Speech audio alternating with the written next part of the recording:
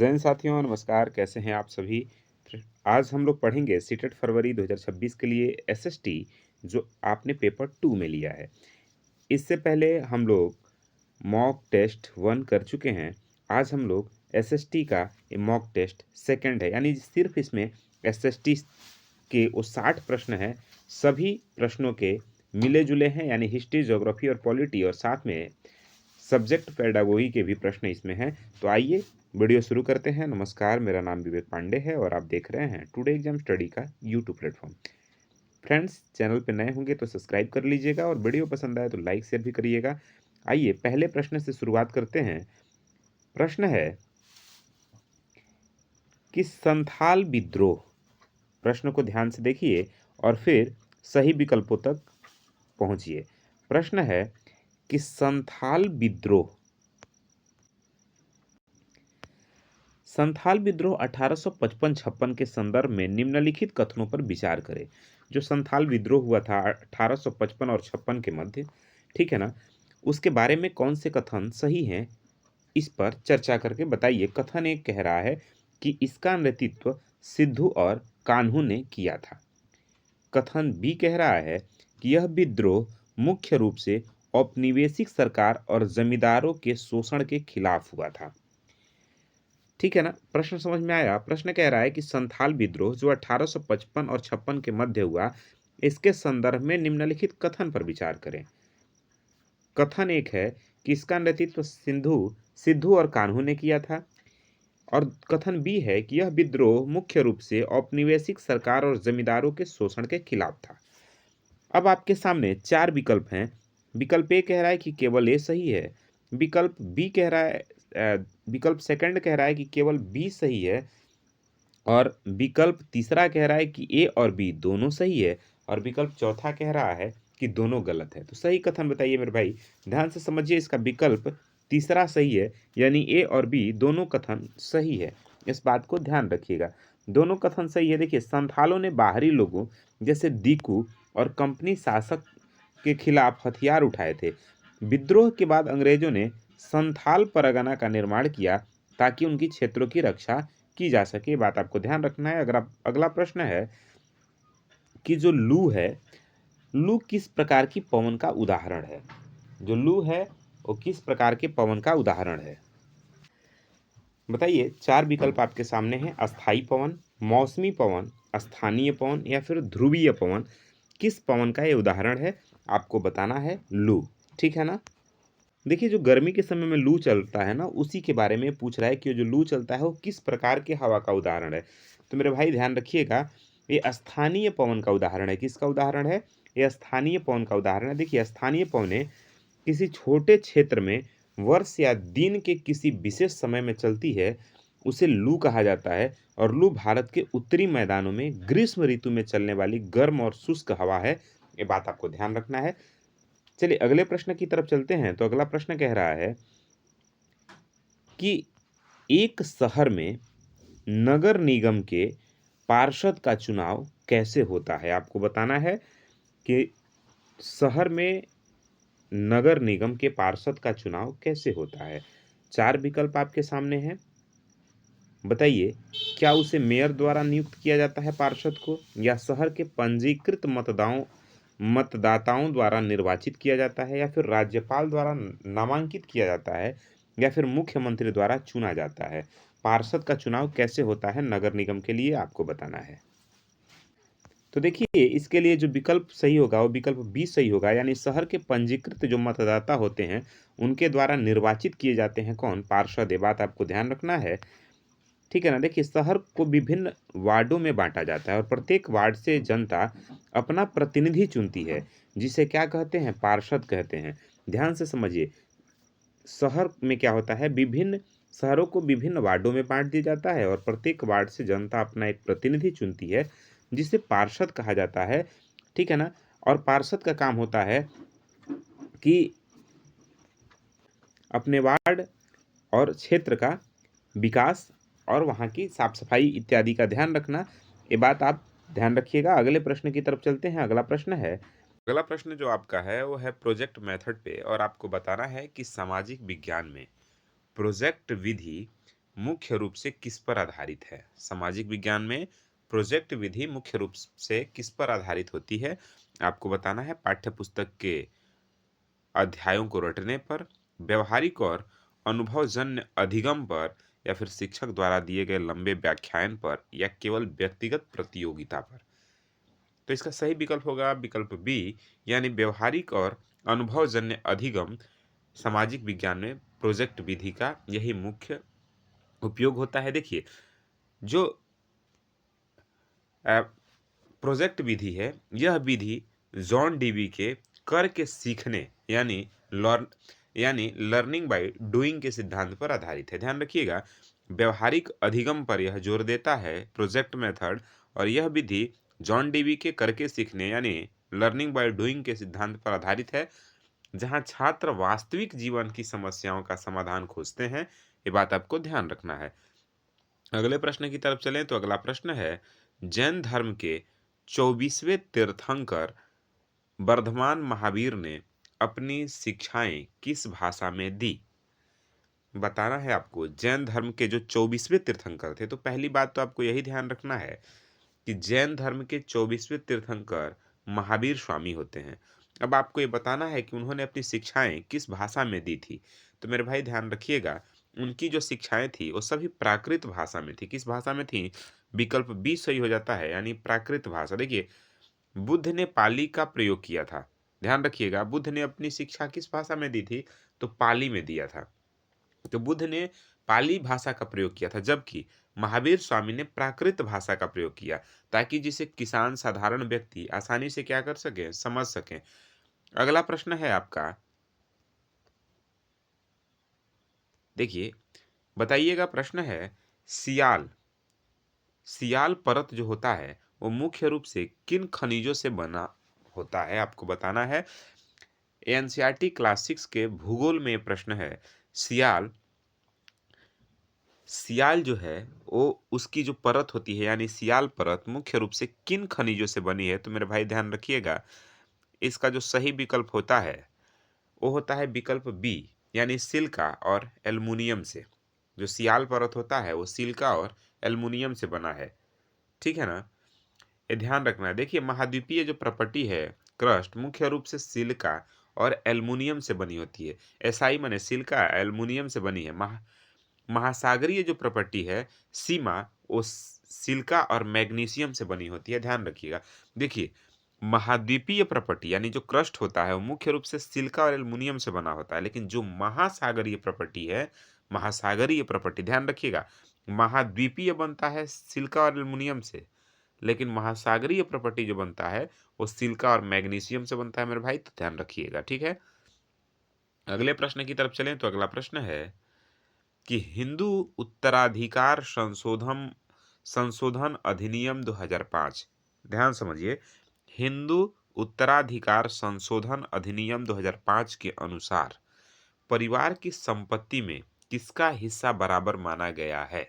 बताइए।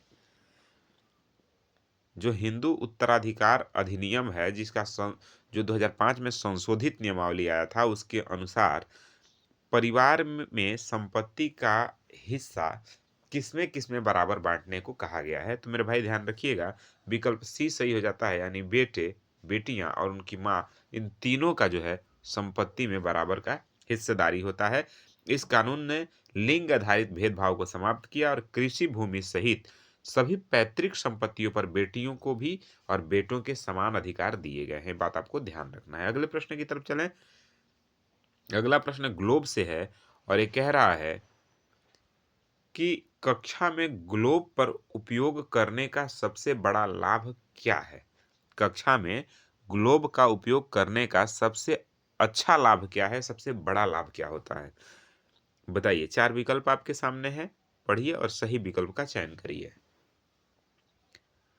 देखिए, इसका जो सही विकल्प होगा विकल्प ए होगा, यानी यह महाद्वीपों के आकार और दिशाओं का सटीक चित्रण करता है ग्लोब। इसलिए क्लास में ग्लोब का उपयोग करने से सबसे बड़ा लाभ यही होता है कि महाद्वीपों की सटीक जानकारी हमें प्राप्त होती है। ठीक है ना? अगला प्रश्न है महालवारी बंदोबस्त के बारे में, महालवारी व्यवस्था के बारे में, और आप कह रहा है कि जो महालवारी बंदोबस्त किसके द्वारा तैयार किया गया था? पूछ रहा है आपसे कि जो महालवारी बंदोबस्त थी वो किसके द्वारा तैयार किया गया था? थॉमस मुनरो के द्वारा, लॉर्ड कॉर्नवालिस के द्वारा, होल्ट मैकेजी के द्वारा या फिर वारेन हेस्टिंग्स के द्वारा? बताइए। बताइए, चार विकल्प आपके सामने है। देखिए मेरे भाई, सही विकल्प होगा विकल्प सी, यानी होल्ट मैकेजी के द्वारा यह महलवारी बंदोबस्त की व्यवस्था तैयार की गई थी। बात समझ में आ रहा है? देखिए 1822 में इस व्यवस्था को क्या किया गया था? लागू किया गया था। ध्यान रखिएगा, 1822 में लागू इस व्यवस्था में महाल का मतलब होता है गांव की इकाई, ठीक है ना? तो महाल महाल से राजस्व वसूला जाता था, यानी गांव की इकाइयों से राजस्व वसूला जाता था। और मुनरो ने दक्षिण में रैयतवारी और कर्नवालिस ने बंगाल में अस्थाई बंदोबस्त शुरू किया था। साथ ही आपको ये भी ध्यान रखना है, देखिए होल्ट मैकेजी जो थे, होल्ट मैकेजी वो 1822 में, ठीक है ना, महालवारी व्यवस्था लागू किए थे। और दक्षिण भारत में, कहा मेरे भाई? दक्षिण भारत में मुनरो जो थे वो रैयतवारी व्यवस्था लागू किए थे। और साथ ही बंगाल में अस्थाई बंदोबस्त लॉर्ड कॉर्नवालिस ने शुरू किया था। ध्यान रखिएगा, तीनों बात आपको ध्यान रखना है। होल्ट मैकेजी का संबंध 1822 में महालवारी व्यवस्था से है, मुनरो का संबंध रैयतवारी व्यवस्था से है, और कॉर्नवालिस का संबंध अस्थाई बंदोबस्त से है। रैयतवारी दक्षिण भारत में, ध्यान रखिए, रैयतवारी दक्षिण भारत में, और कॉर्नवालिस बंगाल में अस्थाई बंदोबस्त शुरू करता है मेरे भाई। सभी बातों को आप ध्यान रखिएगा। अगला प्रश्न है सुनामी से, कि सुनामी शब्द की उत्पत्ति किस भाषा से हुई है और इसका क्या अर्थ है? ये भी आपके एनसीईआरटी के क्लास 7 में भूगोल में है ये। और आपको बताना है कि सुनामी शब्द की उत्पत्ति किस भाषा से हुई है और इसका क्या अर्थ होता है? बताइए। चार विकल्प आपके सामने है, चारों में से एक विकल्प का चयन करिए जो सही विकल्प हो। देखिए इसका सही विकल्प होगा विकल्प बी, यानी जो सुनामी शब्द है वो जापानी शब्द है, जापानी जापानी भाषा से ली हुई शब्द है। और इसका मतलब होता है पोताश्रय तरंगे, ठीक है ना? देखिए, समुद्री सुनामी समुद्र के नीचे भूकंप या ज्वालामुखी फटने से उत्पन्न होती है। जब ये लहरें बंदरगाह की ओर आती हैं तो विनाशकारी हो जाती हैं। बात आपको ध्यान रखना है। तो सुनामी शब्द जापानी शब्द है जिसका मतलब होता है पोताश्रय तरंगे। अगला प्रश्न है, बहुत बहुत इंपॉर्टेंट है, वेरी वेरी इंपॉर्टेंट प्रश्न है, ध्यान रखिएगा। और प्रश्न आपसे यही कह रहा है, देखिए साप्ताहिक बाजार के बारे में मेरे भाई बहुत महत्वपूर्ण प्रश्न है, कई बार एग्जाम में पूछा जाता है कि एक साप्ताहिक बाजार की मुख्य विशेषता क्या है? बताइए। जो साप्ताहिक बाजार होता है उसकी मुख्य विशेषता क्या है? यहाँ सामान बहुत महंगा मिलता है, यहाँ अस्थायी दुकानें होती हैं जो साल भर खुलती हैं, या फिर यहाँ दुकानदार अपने परिवार की मदद से काम करते हैं और लागत कम होती है। चौथा है कि यहाँ केवल ब्रांडेड सामान मिलता है। तो मेरे भाई इसका जो सही विकल्प होगा विकल्प सी होगा, यानी यहाँ दुकानदार अपने परिवार की मदद से काम करते हैं और इसलिए इस बाजार में दुकान की लागत कम होती है, ठीक है ना? तो सामान सस्ते मिल जाते हैं। विकल्प सी सही हो जाता है। साप्ताहिक बाजारों में किराया, बिजली का बिल या कर्मचारियों का खर्च नहीं होता, इसलिए यहाँ सामान क्या होता है? सस्ते में मिलता है। अगला प्रश्न है कि छात्रों में सहानुभूति विकसित करने के लिए एक सामाजिक विज्ञान शिक्षक को क्या करना चाहिए? छात्रों में सहानुभूति विकसित करने के लिए एक सामाजिक विज्ञान शिक्षक को क्या करना चाहिए? चार विकल्प आपके सामने हैं, सही विकल्प का चयन करिए। बताइए। देखिए इसका विकल्प ए सही हो जाएगा, यानी विकलांगता या गरीबी पर आधारित भूमिका निर्वहन यानी रोल प्ले आयोजित करना चाहिए। इससे बच्चों में सहानुभूति विकसित होती है। तो एक सामाजिक विज्ञान शिक्षक के नाते ये महत्वपूर्ण है एक बच्चे में सहानुभूति विकसित करने के लिए। तो विकल्प आपका ए सही हो जाता है, ये बात आपको ध्यान रखना है।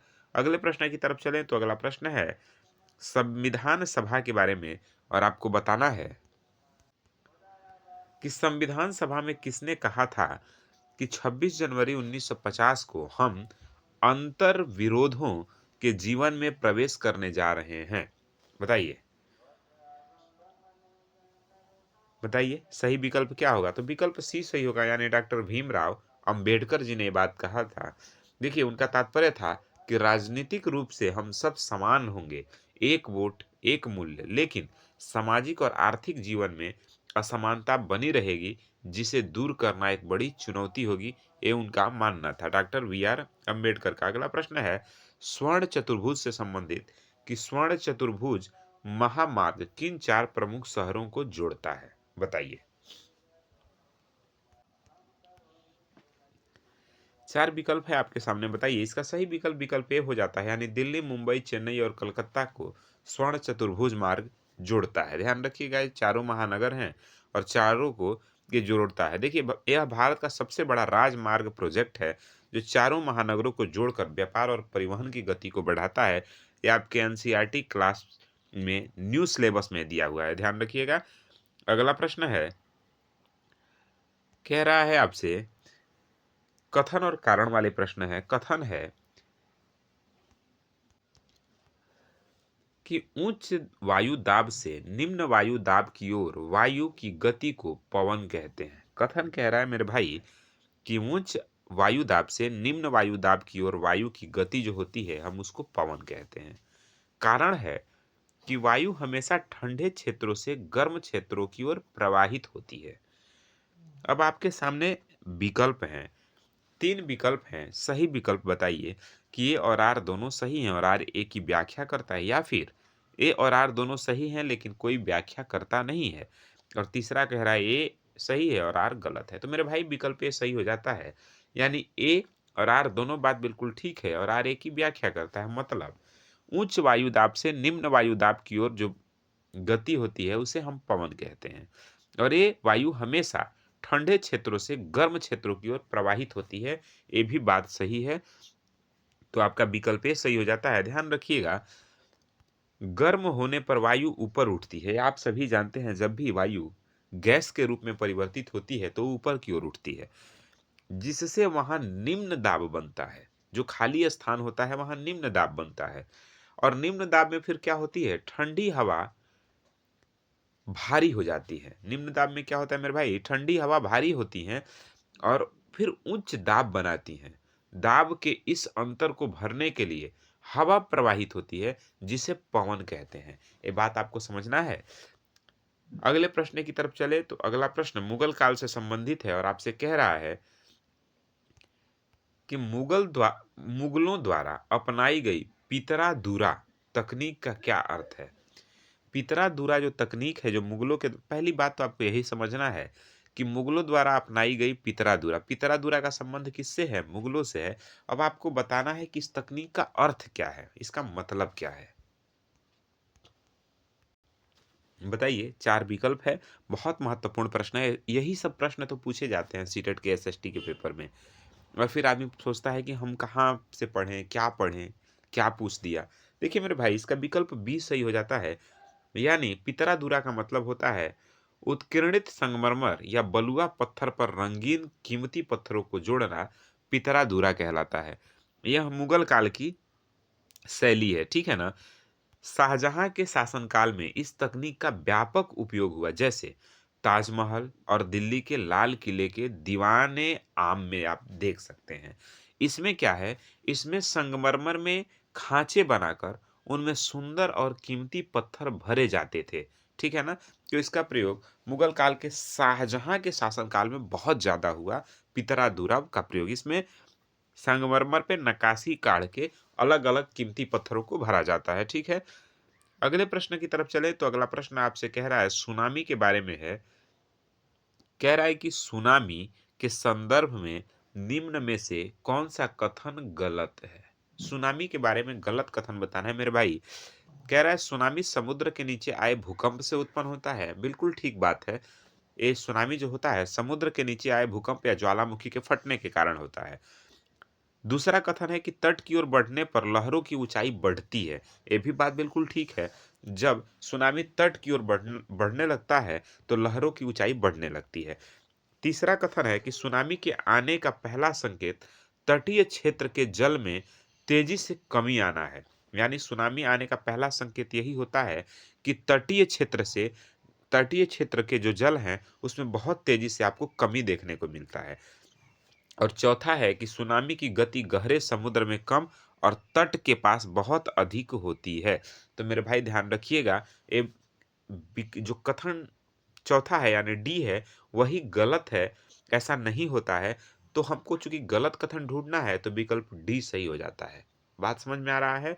देखिए, सुनामी की गति गहरे समुद्र में बहुत अधिक यानी 700 किलोमीटर घंटे से भी ज्यादा होती है, लेकिन तट के पास आने पर घर्षण के कारण गति कम हो जाती है और लहरों की ऊंचाई बढ़ जाती है, यानी हाइट बढ़ जाती है। ध्यान रखिएगा मेरे भाई, स्पीड कम हो जाती है लेकिन हाइट बढ़ जाती है।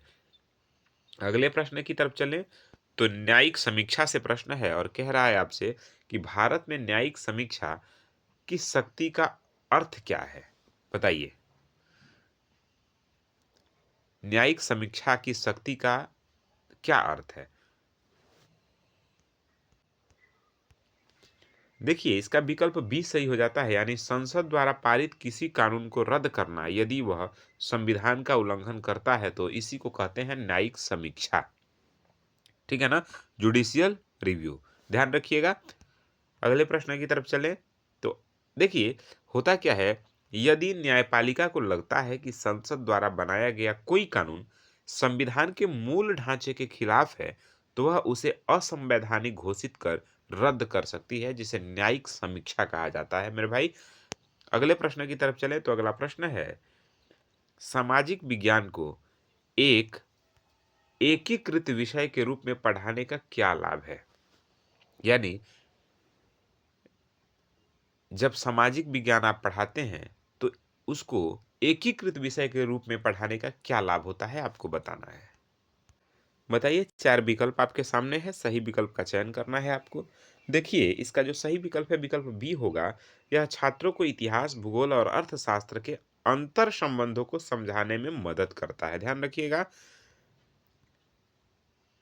अगले प्रश्न की तरफ चले तो अगला प्रश्न कह रहा है कि 19वीं सदी की समाज सुधारक बेगम रुकैया सखावत हुसैन, ध्यान से समझिए, 19वीं सदी की एक समाज सुधारक हुआ करती थी, नाम था बेगम रुकैया सखावत हुसैन, ने मुस्लिम लड़कियों के लिए स्कूल कहाँ खोले थे? आपको बताना है। 19वीं सदी में एक समाज सुधारक थी बेगम रुकैया सखावत हुसैन, उसने मुस्लिम लड़कियों के लिए स्कूल कहाँ खोले थे? तो आपको सही विकल्प बताना है। 4 विकल्प है। देखिए, इसका सही विकल्प है विकल्प बी, यानी पटना और कोलकाता में। ध्यान रखिएगा, पटना और कोलकाता में बेगम रुकैया ने रूढ़िवादिता को चुनौती दी और महिलाओं की शिक्षा के लिए कार्य किया। उन्होंने सल्ताना का सपना नामक एक प्रसिद्ध कहानी भी लिखी थी। ध्यान रखिएगा, सल्ताना का सपना। अगला है ट्रांस ह्यूमंस के बारे में प्रश्न है और आपसे कह रहा है कि ट्रांस ह्यूमंस या ऋतु प्रवास का क्या अर्थ है?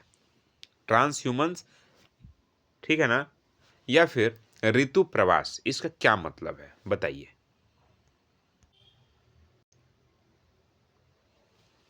देखिए, इसका विकल्प बी सही हो जाएगा, यानी ऋतु प्रवास का मतलब होता है लोगों का मौसम के अनुसार अपने पशुओं के साथ नए चारगाहों की खोज में निकलना या घूमना, गति करना ऋतु प्रवास कहलाता है, यानी ट्रांस ह्यूमंस कहलाता है। ध्यान रखिएगा। तो विकल्प बी सही हो जाता है। ठीक है ना? देखिए, यह मुख्य रूप से पर्वतीय क्षेत्रों जैसे कि जम्मू कश्मीर के बकरवाल और हिमालय के गद्दी में देखा जाता है, जहां सर्दियों में बर्फबारी के कारण लोग निचले मैदानों में आ जाते हैं। अगले प्रश्न की तरफ चलें तो अगला प्रश्न है,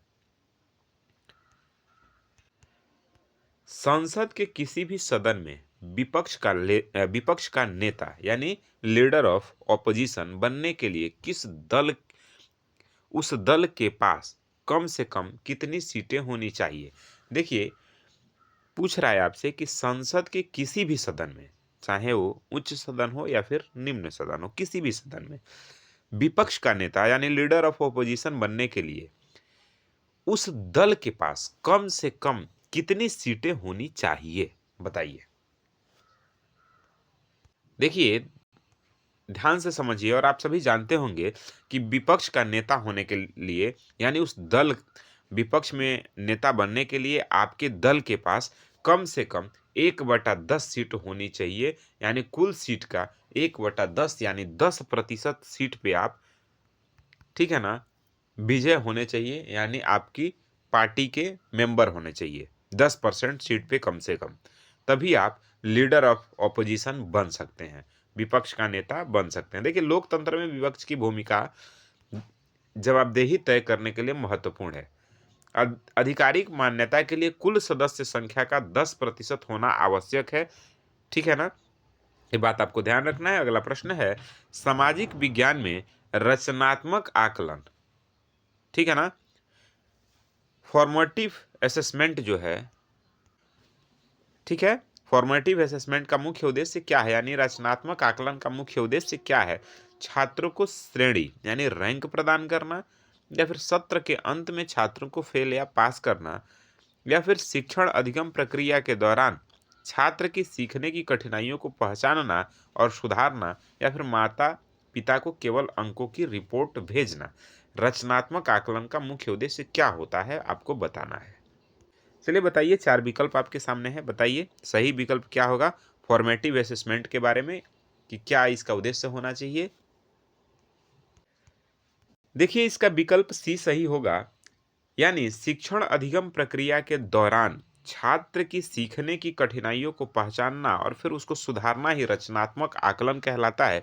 देखिए, रचनात्मक आकलन हमेशा शिक्षण अधिगम प्रक्रिया के दौरान होता है, ये बात आपको बहुत अच्छे से ध्यान रखना है कि रचनात्मक आकलन हमेशा शिक्षण अधिगम प्रक्रिया के दौरान ही होता है, जिसमें छात्र के सीखने की कठिनाइयों को पहचाना जाता है और फिर उसे क्या किया जाता है, सुधारा जाता है। ये बात आपको ध्यान रखना है। अगला प्रश्न है कि किस गुरु सिख गुरु, प्रश्न है कि सिख गुरु गुरु गोविंद सिंह ने, ध्यान से समझिए, सिख गुरु गुरु गोविंद सिंह ने खालसा पंथ की स्थापना किस वर्ष की थी?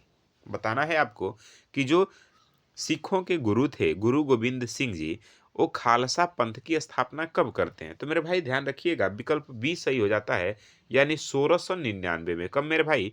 1699 में। देखिए, आनंदपुर साहिब में बैसाखी के दिन, कब आनंदपुर साहिब में बैसाखी के दिन खालसा की स्थापना की गई, जिसने सिखों को एक राजनीतिक और सैन्य शक्ति के रूप में संगठित किया। ये बात ध्यान रखना है। अगले प्रश्न की तरफ चले तो कह रहा है आपसे प्रश्न कि आंतरिक ग्रह और बाह्य ग्रह, आंतरिक ग्रह और बाह्य ग्रह को अलग करने वाली क्षुद्र ग्रह की पट्टी किन दो ग्रहों के बीच स्थित है? ध्यान से समझिए, कह रहा है आंतरिक ग्रह, ग्रह आंतरिक ग्रह हैं और बाह्य ग्रह हैं, और इन दोनों ग्रहों को अलग करने वाली जो क्षुद्र ग्रह की पट्टी होती है वो किन दो ग्रहों के बीच होती है?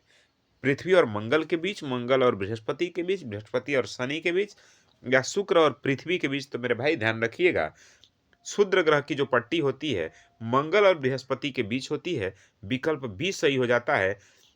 देखिए, आंतरिक ग्रह किसे माना जाता है? तो आंतरिक ग्रह हैं बुध, शुक्र, पृथ्वी और मंगल, ठीक है ना। और जबकि बाह्य ग्रह कौन है? वो है बृहस्पति, शनि, यूरेनस और नेपच्यून।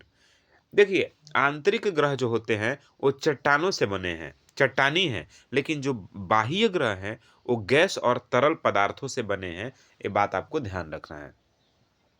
बात समझ में आ रहा है? आंतरिक ग्रह और बाह्य ग्रह, और इन्हीं दो ग्रहों के बीच यानी मंगल और बृहस्पति के बीच ही क्षुद्र ग्रहों की पट्टी होती है। आपको ध्यान रखना है, छल्ला होता है क्षुद्र ग्रहों का।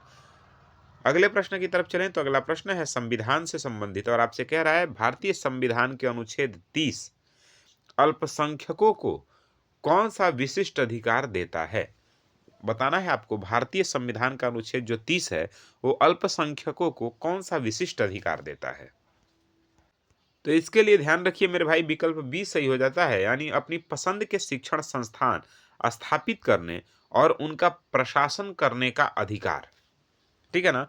अपनी पसंद के शिक्षण संस्थान स्थापित करने और उनका प्रशासन करने का अधिकार अनुच्छेद 30 में दिया गया है अल्पसंख्यकों के बारे में। देखिए, यह मौलिक अधिकार अल्पसंख्यकों यानी भाषाई और धार्मिक को अपनी सांस्कृतिक और भाषा के संरक्षण हेतु स्कूल कॉलेज चलाने की अनुमति देता है। ये बात आपको ध्यान रखना है। अगला प्रश्न एनसीएफ से संबंधित है।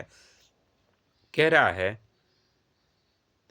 कि नए नेशनल करिकुलम फ्रेमवर्क, जो नए नेशनल करिकुलम फ्रेमवर्क है यानी एनसीएफ है, नेशनल करिकुलम फ्रेमवर्क, इसके अनुसार सामाजिक विज्ञान शिक्षण का मुख्य लक्ष्य क्या होना चाहिए? बताना है एनसीएफ के अनुसार सामाजिक विज्ञान शिक्षण का मुख्य लक्ष्य क्या होना चाहिए। तो देखिए मेरे भाई, इसका जो सही विकल्प होगा, विकल्प ए ठीक होगा, यानी छात्रों को विश्व नागरिक के रूप में तैयार करना ही एनसीएफ का मुख्य उद्देश्य है, यानी नेशनल करिकुलम फ्रेमवर्क का मुख्य उद्देश्य है। ठीक है ना। अगले प्रश्न की तरफ चलें तो अगला प्रश्न है मोसोपोटामिया के सभ्यता से। कह रहा है आपसे प्रश्न कि मोसोपोटामिया की सभ्यता किन दो नदियों के बीच विकसित हुई थी? नील और अमेजन, दजला और फरात, सिंधु और झेलम, वांग हो और यांगत्जी। कौन से विकल्प ठीक हैं? चार विकल्प आपके सामने हैं, सही विकल्प का चयन करके बताइए। ध्यान से समझिए। देखिए, जो मोसोपोटामिया की सभ्यता विकसित हुई थी वो दो नदियों के बीच जो हुई थी, वो नदियां थी फरात, दजला और फरात। तो विकल्प बी सही हो जाता है, यानी दजला और फरात नदियों के बीच मोसोपोटामिया की सभ्यता विकसित हुई थी। ये आपको ध्यान रखना है। देखिए मेरे भाई, वर्तमान इराक के इस क्षेत्र को सभ्यता का पालना कहा जाता है। जो वर्तमान में इराक है, ठीक है ना, इराक के इस क्षेत्र को सभ्यता का पालना कहा जाता है। यह विश्व की सबसे प्राचीन सभ्यताओं में से एक सभ्यता थी, मोसोपोटामिया की सभ्यता। ये ध्यान रखना है आपको। अगला प्रश्न है आयन मंडल वायुमंडल की किस परत का एक भाग है? आपको बताना है आयन मंडल जो है वो वायुमंडल की किस परत का एक भाग है। चलिए बताइए।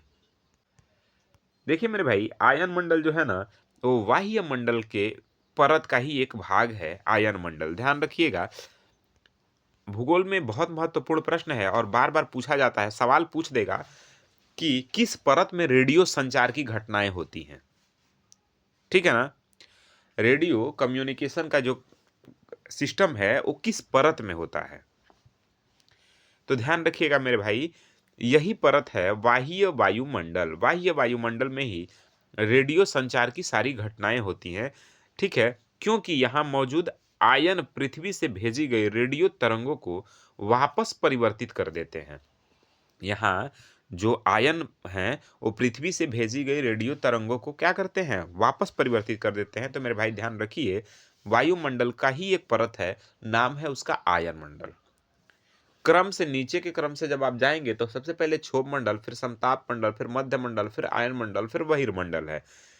तो आयन मंडल है वो बाह्य मंडल का ही एक हिस्सा है, और उसके ऊपर जाएंगे तो बहिर्मंडल है। ठीक है ना।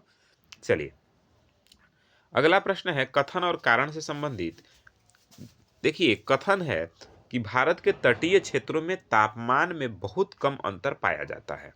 कह रहा है कि भारत के तटीय क्षेत्रों में तापमान में बहुत कम अंतर पाया जाता है। कारण है कि समुद्र का समकारी प्रभाव तापमान को नियंत्रित रखता है। अब कथन और कारण, आपको चार विकल्प यहाँ सामने हैं, तीन विकल्प है, सही विकल्प का चयन करिए।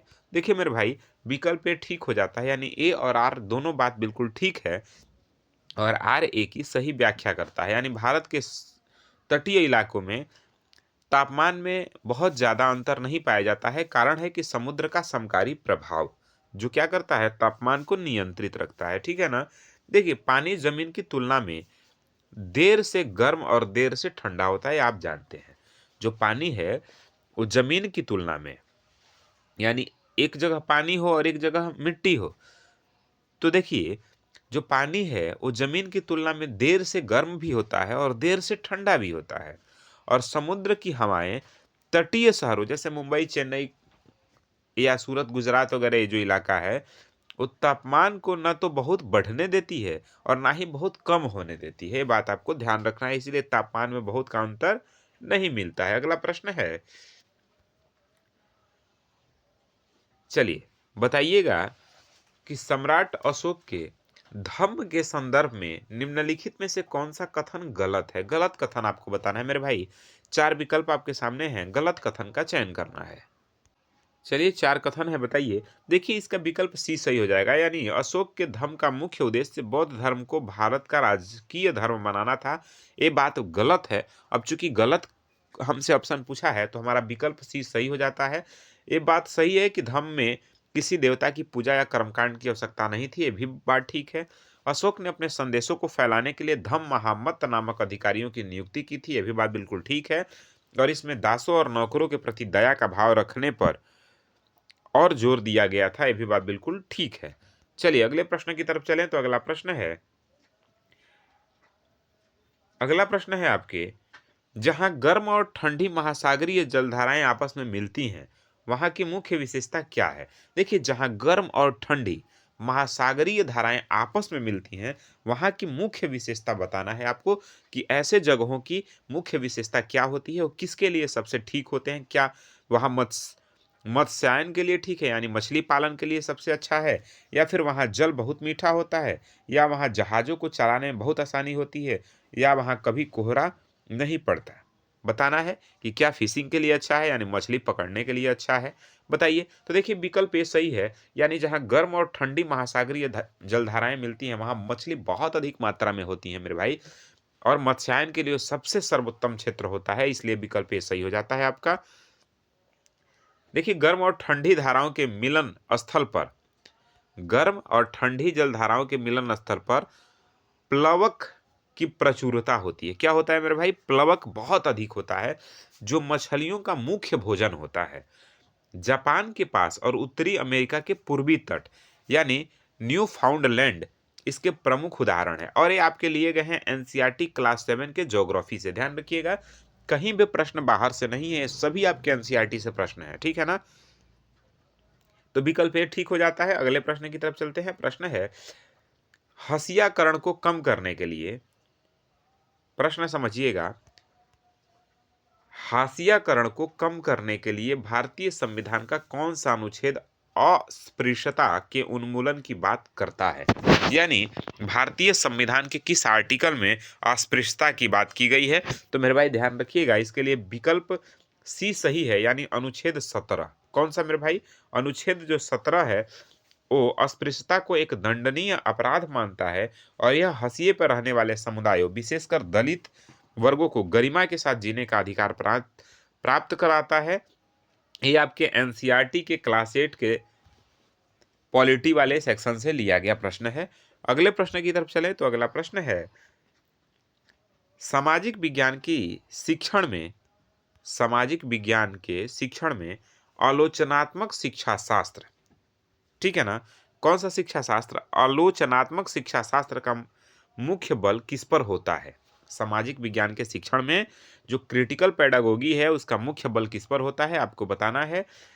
4 विकल्प आपके सामने है, पढ़िए और सही विकल्प का चयन करिए। देखिए मेरे भाई, इसका विकल्प ए ठीक हो जाता है, यानी छात्रों को यह सिखाना कि सत्ता और स्थापित मान्यताओं पर प्रश्न कैसे उठाए जाएं, यह आलोचनात्मक शिक्षा शास्त्र इस पर मुख्य बल देता है, ठीक है ना? देखिए आलोचनात्मक शिक्षा शास्त्र छात्रों को समाज में मौजूद असमानता और अन्याय को पहचानने और उनके प्रति एक तार्किक दृष्टिकोण विकसित करने के लिए प्रेरित करता है, और यह बात एनसीएफ 2005 और 2023 में भी बताया गया है, ठीक है ना? 2005 और 2023 भी इस पे मुख्य बल देता है। अगला प्रश्न है हड़प्पा के बारे में, कह रहा है कि हड़प्पा सभ्यता के किस स्थल से मिट्टी के बने हल के नमूने प्राप्त हुए हैं? आपको बताना है कि हड़प्पा सभ्यता का वो कौन सा स्थल है जहां से हमें मिट्टी के हल प्राप्त हुए हैं मेरे भाई। तो सही विकल्प बी है, यानी बनावली से जो है हमें मिट्टी के हल प्राप्त होते हैं। ध्यान रखिएगा, बनावली कहाँ है? हरियाणा में है। बनावली हरियाणा में है, जहां से मिट्टी के हल मिले हैं, जबकि कालीबंगा जो राजस्थान में है वहां हमें जुते हुए खेतों के साक्ष्य मिले हैं। सभी बातों को, बहुत महत्वपूर्ण है, वेरी वेरी इंपॉर्टेंट है, सभी बातों को आपको ध्यान रखना है मेरे भाई। देखिए बनावली जो है हरियाणा में, वहाँ से हमें मिट्टी के हल प्राप्त हुए हैं। और जो कालीबंगा है, कालीबंगा कहाँ है? तो राजस्थान। पहले तो यही आपको ध्यान रखना है, कालीबंगा राजस्थान में है। कालीबंगा कहाँ है? राजस्थान। लोथल कहाँ है? गुजरात में। ध्यान रखिए, बनावली कहाँ है? हरियाणा में। तो कालीबंगा से हमें जुते हुए खेतों के साक्ष्य मिलते हैं और हरियाणा से हमें मिट्टी के बने हल मिलते हैं। और यह चूंकि दर्शाता है कि हड़प्पावासी उन्नत कृषि तकनीकों से उस समय क्या थे? परिचित थे मेरे भाई। तो ध्यान रखिएगा, अगला टुंड्रा प्रदेश से है। कह रहा है कि टुंड्रा वनस्पति की मुख्य विशेषता क्या है? बताइए, जो टुंड्रा वनस्पति है उसकी मुख्य विशेषता क्या है? यहाँ बहुत बड़े और घने जंगल पाए जाते हैं। यहाँ केवल काई और लाइकेन जैसी छोटी वनस्पतियां पाई जाती है। यहाँ कटीली झाड़ियाँ पाई जाती है। यहाँ रसीले फलों के बागवान होते हैं। तो बताइए कौन सा विकल्प सही होगा? देखिए, इसका सही विकल्प है वो विकल्प बी सही होगा, यानी यहाँ केवल काई और लाइकेन जैसी छोटी वनस्पतियां पाई जाती हैं। तो विकल्प बी सही है टुंड्रा वनस्पति के बारे में। देखिए, टुंड्रा वनस्पति ध्रुवीय क्षेत्रों में पाई जाती हैं। कहाँ पाई जाती हैं? पहले आपको यही ध्यान रखना है, टुंड्रा वनस्पति ध्रुवीय क्षेत्रों में पाई जाती हैं, जहाँ बहुत अधिक ठंड होती है। यहाँ विकास की अवधि बहुत छोटी होती है, ठीक है ना? इसलिए केवल छोटी वनस्पति ही उग पाती हैं। विकल्प बी सही हो जाता है। अगला प्रश्न है दादन व्यवस्था के बारे में, और कह रहा है कि दादन व्यवस्था में बुनकरों और व्यापारियों के बीच क्या संबंध होता था? 4 विकल्प हैं, पढ़िए और सही विकल्प का चयन करिए।